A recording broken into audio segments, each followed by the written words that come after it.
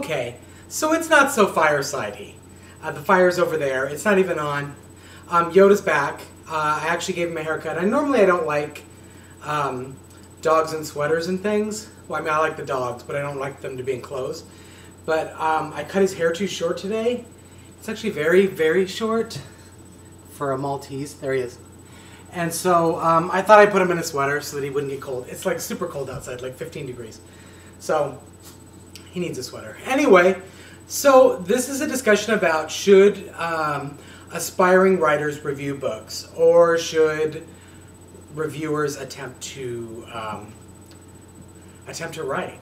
I mean, you know, and it boils down to, if you're a writer, you're a writer. Whether you write articles or fiction or whatever, you know, it is, or reviews. I mean, everyone's pretty much writing. The trouble comes in, I think, when I guess the big issue with writing reviews is that, above all, I think you want to be professional, because, well, like with anything that you put on the internet, you just need to remember that it's always going to be there. You can delete it, but someone can snatch, you know, someone can snatch it off the internet before you pull it. You know, it can be out there in perpetuity. So whatever you do, you want to just make sure that you're putting out the most sort of the most respectful kind of thing.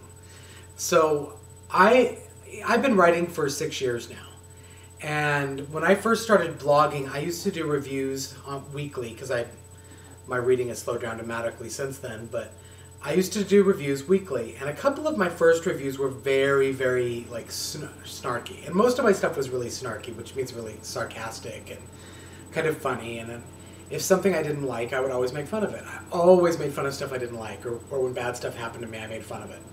So these first few reviews were actually within the genre that I was planning to write to.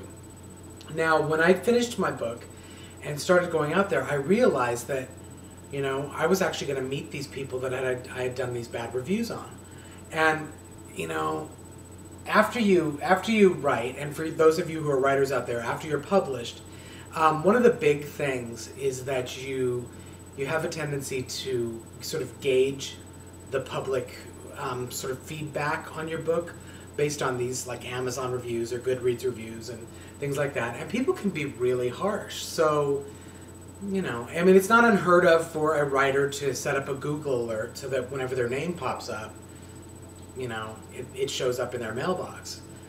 So I do wonder if the people that I wrote the bad reviews on know who I am, number one, and have read those reviews and somehow hold it against me.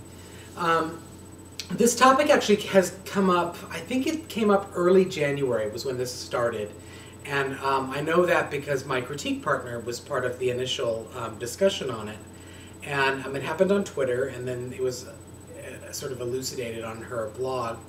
And the thing is that if you have hopes to get an agent, and you've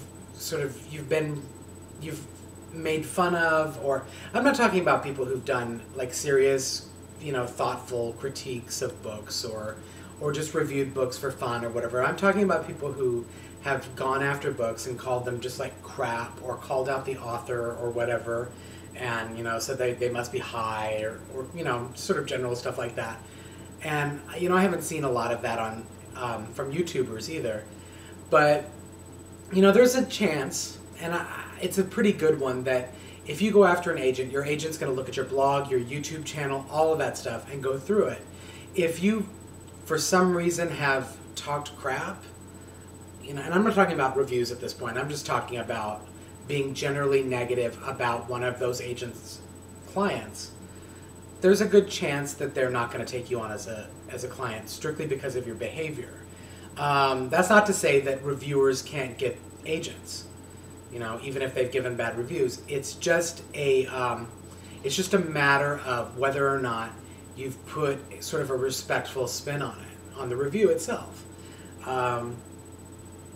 I don't know what else to say about it, other than that, you know, write what you want to write, put your best writing forward, and whether you review or not, that should be good enough.